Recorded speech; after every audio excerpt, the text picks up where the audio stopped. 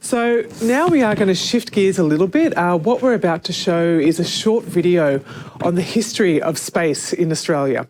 We'll be coming back soon after that, though, with the discussion on gravity, which I know has been a big talking point already today. So we really look forward to seeing you on the other side of this video. Thank you.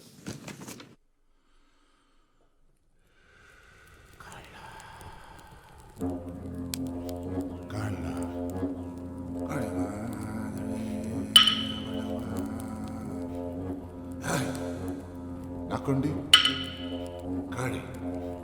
Gadi, Wadley Barry, Kari Wadley.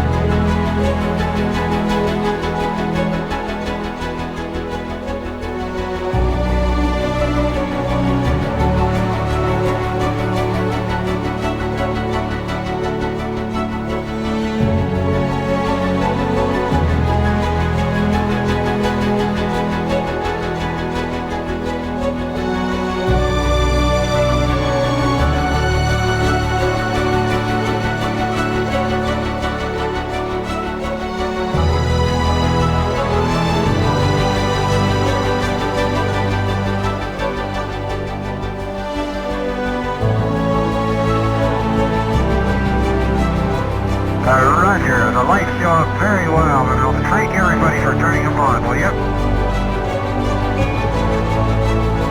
Godspeed, John Glenn. This is Friendship 7.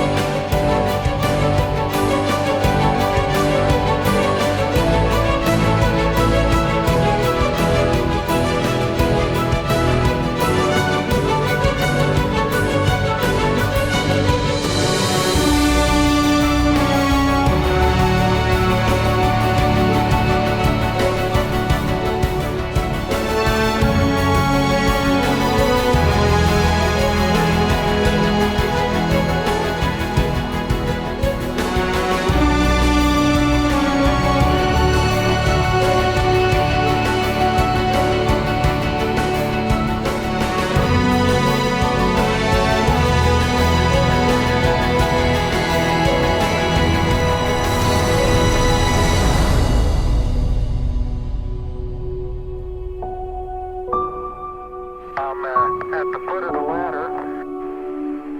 It's one small step for man, one giant leap for mankind. 30 seconds and counting. Astronauts report it feels good. Okay, 75 feet. Guys looking good. Down a half. Beautiful, just beautiful. Tranquility Base here. The Eagle has landed.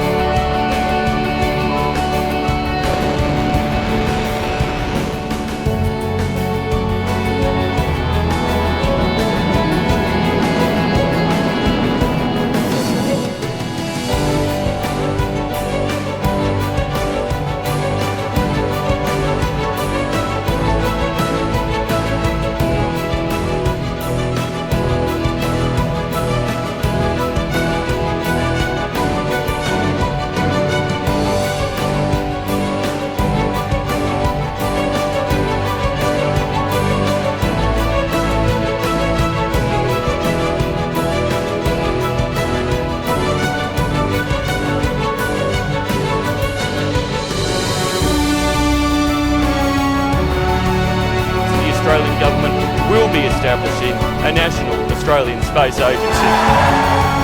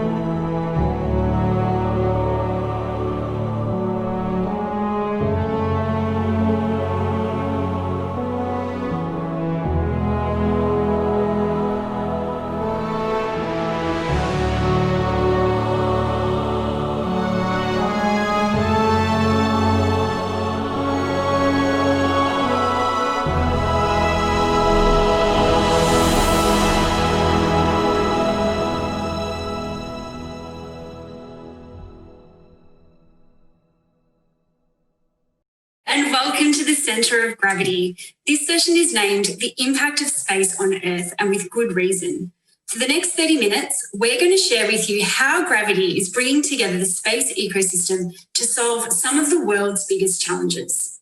Before we start, I want to recognise the land that we meet on today. And where I am, this is the traditional lands of the Wurundjeri people, and we pay our respects to their elders past, present and emerging. My name is Rosie Jonas. I'm a Senior Manager at Deloitte and the Program Manager for the Gravity Challenge. I'm also your host for today's session, and with me today is Darren Lovett. Good afternoon to everyone in Australia. Good evening to friends in North America. And I expect the UK and Europe are asleep as it's about 2 a.m. Kudos to you if you're online now. I'd also like to pay my respects to the traditional owners and custodians of the lands where I am presently located in the Adelaide Hills, the Paramank people, and I pay my respects to their elders past, present and emerging. I'm Darren Lovett, Director of Space at the South Australian Space Industry Centre, and I'll be your co-host for today's session. I'm really passionate about space and importantly, what it brings to solving terrestrial problems. And I love that our role in the South Australian Space Industry Centre is to maximise these benefits through the development of an enduring space ecosystem.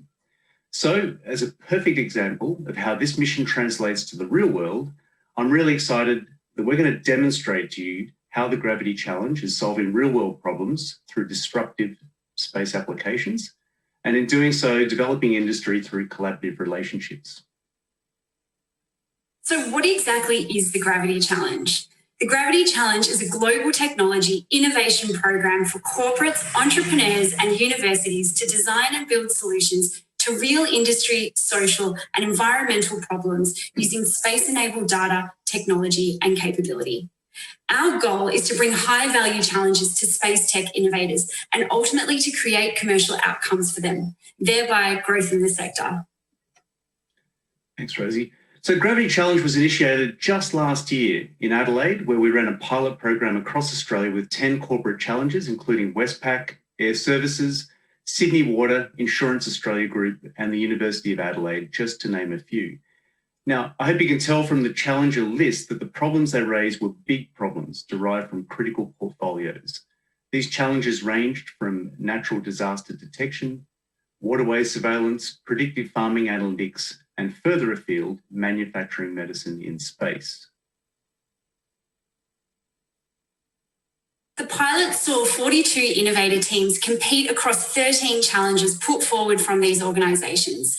And since Gravity 01, 80% of teams have continued collaborating with these organisations, progressing through to commercial outcomes, hence increasing the size and impact of the space economy here in Australia. So now I'd like to introduce to you one of our winning innovators from Gravity 01. Alyssa Starkey is an Earth observation scientist, the founder, director and applied science lead for OSIS. OSIS is bringing artificial intelligence to environmental monitoring to improve land management decisions. Alyssa, welcome to the session today and thank you so much for being here with us. I know you were on a panel earlier. I want to start by asking you, what drove you to participate in the Gravity Challenge and how did you find the experience? Thanks, Rosie. What was appealing to OSIS about the Gravity Challenge is that it brings together the special mix of an enterprise scale customer who has already identified a specific business challenge and who are willing to work with small and emerging and innovative businesses to tackle these problems. The Gravity Challenge also brings together global technology enablers such as Airbus, Maxar, Planet and AWS to support these solutions. So we found the experience extremely valuable as we were able to take on board very specific feedback by working very closely with the customer to align our products to create better product market fit for us. That's the whole beauty of the Gravity Challenge. We're able to bring together this incredible ecosystem of space players to help solve some of these challenges. Which brings me to my next question. You are a standout innovator in Gravity 01, and it's clear you have a wealth of knowledge and experience behind you. What's been the impact on your business since participating in the Gravity Challenge? I think getting that feedback from clients and large customers is really critical. So the Gravity Challenge has enabled us to confirm that our product achieved accuracies of 90% and was 90% faster than traditional methods.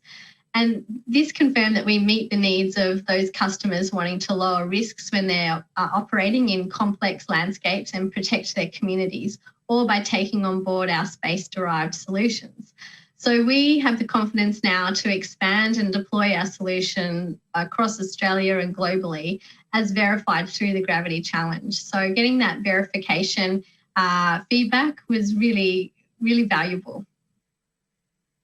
We're so pleased that you had such a positive experience, and more importantly, you were able to generate business both here in Australia and globally as a result of the program. And that's really our goal, is to help innovators like you to get that new business and to enhance the industry.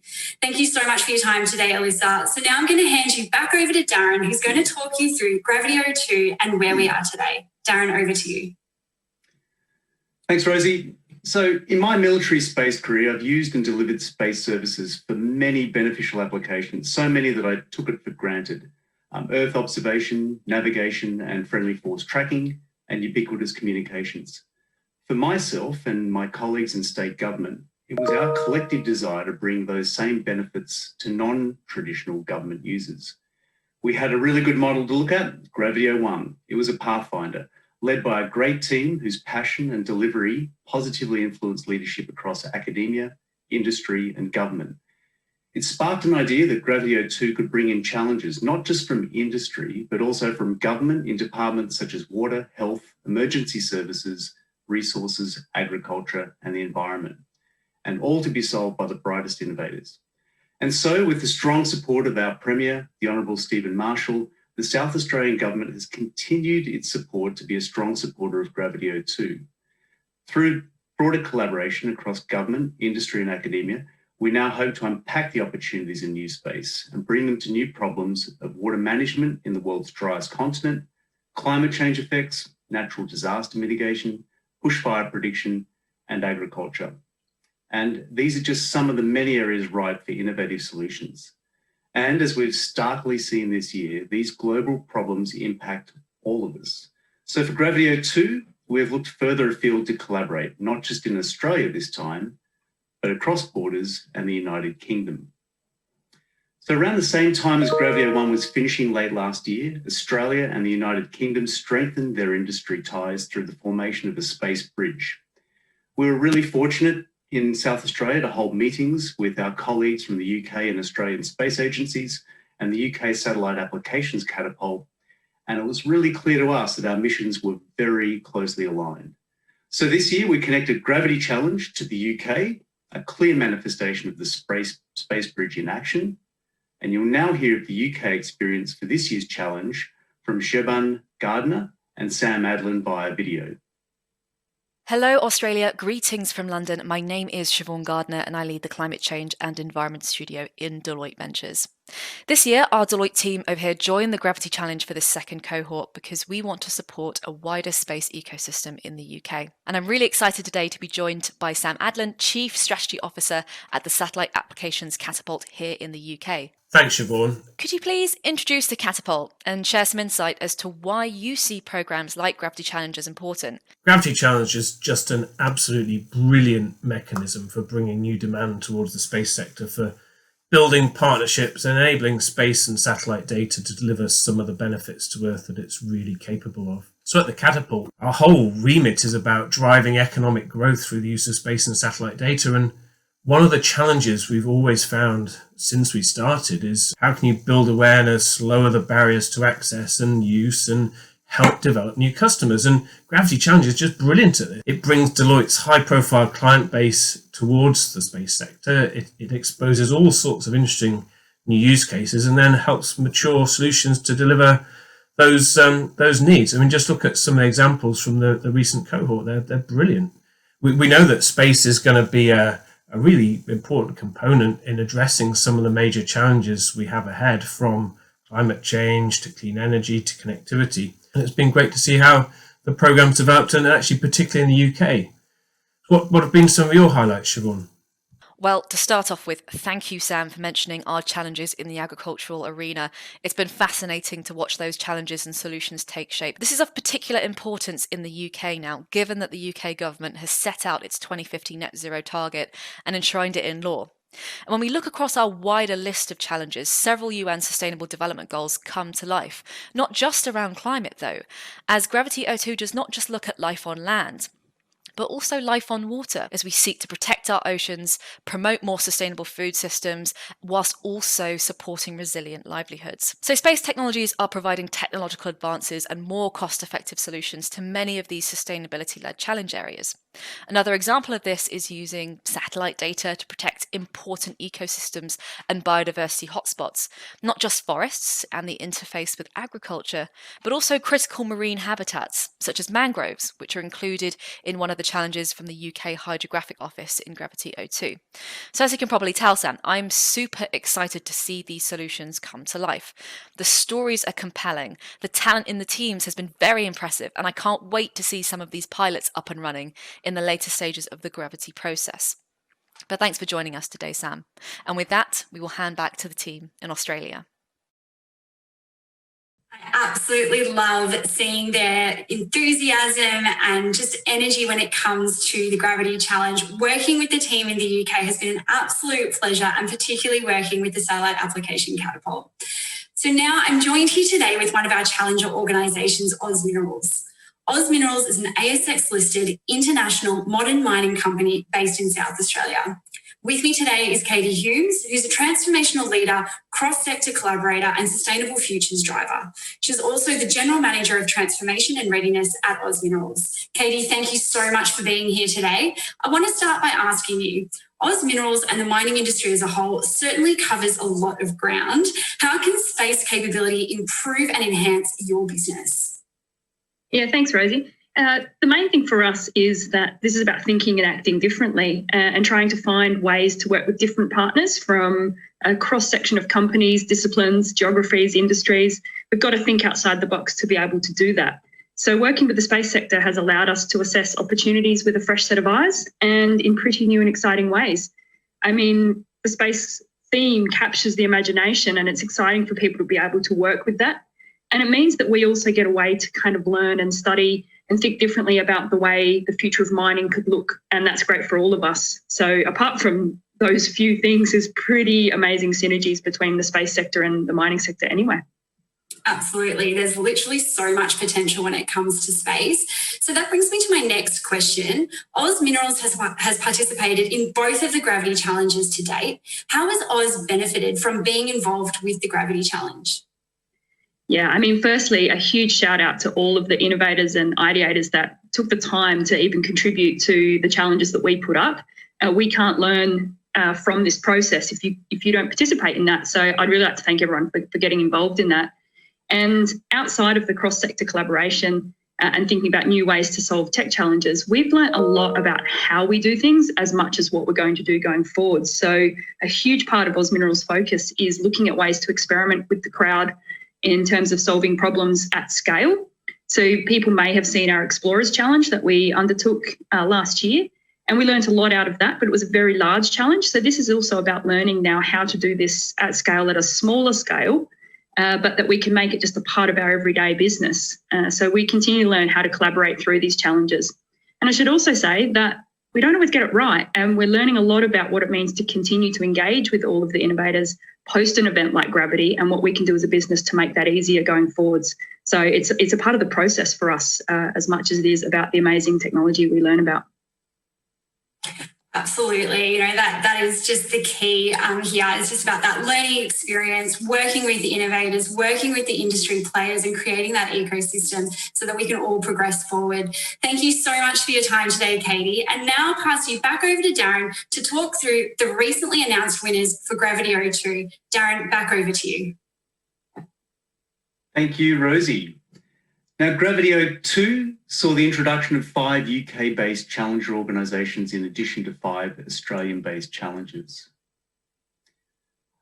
Some of these included Bardsley England, NT Health from the Northern Territory Government, South Australia Water, South Australia's Commission on Excellence in Innovation and Health, and the UK Hydrographic Office, again, just to name a few.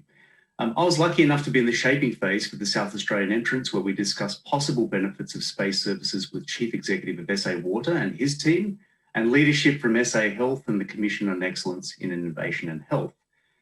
Once these groups saw the potential of their problems being decidedly addressed, they leapt on as challengers to uncover solutions and develop the best of them through Gravity.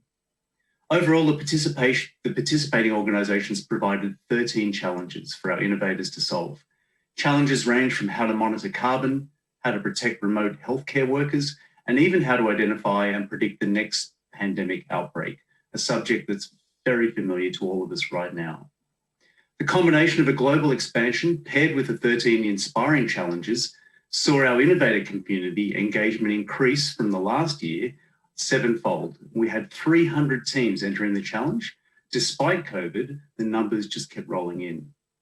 Over an accelerator phase, an ensemble of mentors, educators, and professionals developed simple submissions into complex solution proposals, tightened by working closely with the challenger provider organisations themselves and through the addition of live data sets into the mix. And I was lucky to watch just 18 hours ago which of those teams will continue through into the third and final phase of the challenge, the scale phase, where innovators and challengers will continue collaborating to test and pilot their solutions with a strong focus on procurement and commercial contracts. Now, the key observations I got from last night's event include, firstly, a sense of sincere excitement at solving very real problems through collaboration, which is the basis for ongoing and enduring partnerships. Secondly, this wasn't just a 24-hour hackathon, but a sustained development focused to deliver real capability. Deloitte has put up a fantastic team of dedicated professionals. And last, the glimmers of understanding about how space innovation is no longer just for big governments. The democratization of space can enrich all our lives. And just to highlight the winners of the 3 main categories, and a clear indication the competition was not rigged for Australia, because several of them came from the UK or outside of this state. The Technology Pioneer Award went to for the most innovative use of space data, technology and capability went to Super Sharp Systems from the UK, and they were solving the problem of how farmers can measure and verify sustainability metrics such as carbon and habitat change. Secondly, the Breakthrough Award for the most desirable, viable and feasible solution went to Arup, supported by IBM and UTS, and their proposition to Sydney Water for a sustainable circular water economy. And then thirdly, the Collaboration Award for the best collaboration between challenger, innovator and the program supporters went to Imperial Sim, a UK company, solving the Northern Territory's problem, the health challenge, to provide regional and remote health worker safety. So there's been a lot of work, and progressing to the stage we'll see even more of it. Ultimately, we hope to see businesses and industrial applications develop over the next few months into the new year. So it's fair to say that the first step into the global market for the Gravity Challenge has been an overwhelming success. And based on this success, I'm delighted to announce further global expansion with the launch of Gravity 03.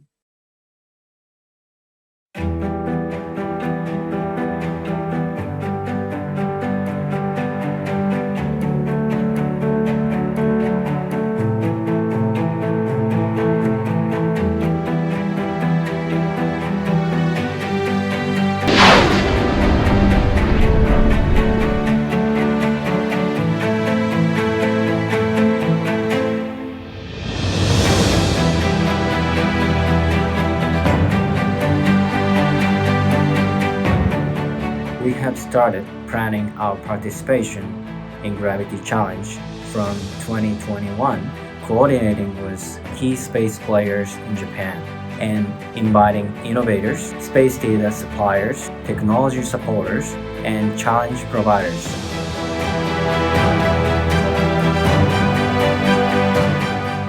We're really excited to see the Gravity Challenge expand even further in 2021 and welcome more countries.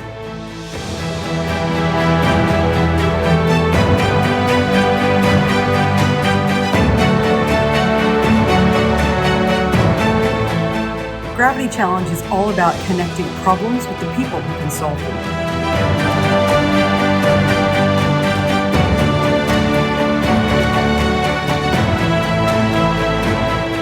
The Gravity Challenge is helping drive more productive, more sustainable farming through to managing our precious water and wetlands.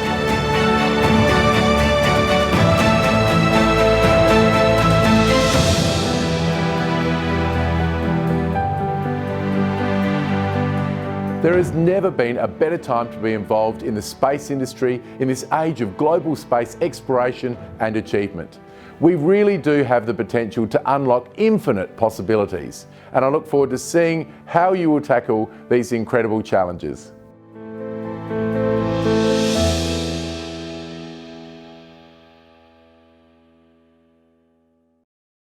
To announce that in the next round of Gravity, we will be broadening our horizons even further. And if that video doesn't get your heart racing, then honestly, I'm not sure what will. With the introduction of a major European expansion, we have the opportunity to invite challenger organisations, innovators, and data and tech supporters from Germany, France, Luxembourg, Austria, Poland, Hungary, Romania, and the Czech Republic. I'm glad I got all 8 there. In addition to this expansion, we will also be welcoming Japan in the new year, hence increasing our Asia Pacific footprint as well. Now, I know this is super exciting because I can see Alyssa smiling from ear to ear on camera right now, so I'm glad that this is resonating with you as well. This rapid expansion could not be possible without our incredible program supporters. And at this stage, I want to give a huge shout out to some of them now. So thank you very much to the Government of South Australia, the South Australian Space Industry Centre, Amazon Web Services, Pivotal, the Australian Space Agency, Geoscience Australia, Lot 14, where our global program office is housed, Stone and Chalk, and of course, Satellite Applications Catapult. Plus, it would be remiss of me not to also mention our incredible data and tech providers. So a huge thank you to Airbus, Maxar, Planet, and Land Services SA. Your contribution is invaluable to the program and of course to our challengers and innovators who simply could not solve these challenges without your support. So for Gravity 03, our goals remain the same. Connecting world-changing problems with the people who can solve them using space. Over the next 4 months, we will be recruiting high-value challengers which have the ability to positively impact the world we live in.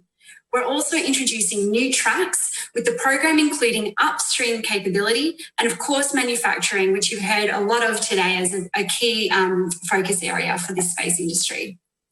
Okay, so now you've heard all about what Gravity is, what we've achieved to date, and where we're going for Gravity 03. So now it's time for us to address some of these questions you've asked throughout the session. Now, while I pull these up, I might ask, I think we might have missed our introductory video. So it would be really great if the event organisers could potentially play video 1 at this stage. And while we're doing that, I will have a look at some of these questions that have come through.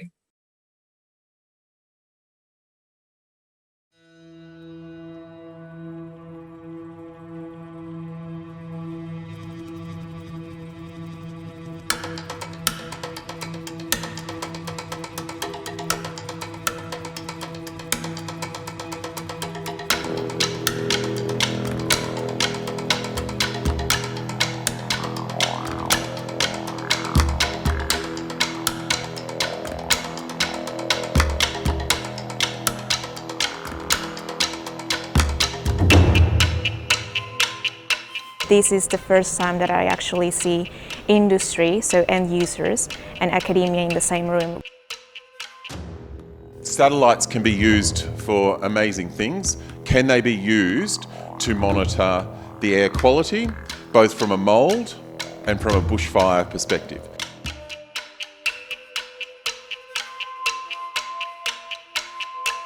Gravity Challenge provided an opportunity for our team to apply creative thinking to a real-world problem impacting Australians living in remote communities.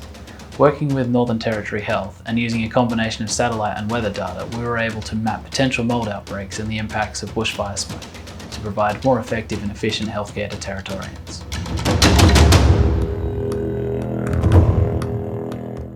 Our origins began in the inaugural Gravity Challenge. We've continued our journey and have started our own company, Tree, which leverages spatial and financial information to satellite remote sensing to help lenders more effectively assist their regional customers and be able to act early during natural disasters.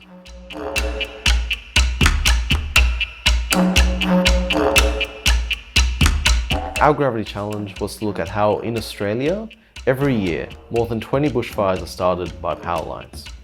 At Spiral Blue, we're helping utilities deal with this risk by developing Line of Insight, which combines data from IoT devices, satellites, as well as weather stations. This has the potential to save millions every year in insurance costs, lives saved, property damage, and of course, helps the environment too.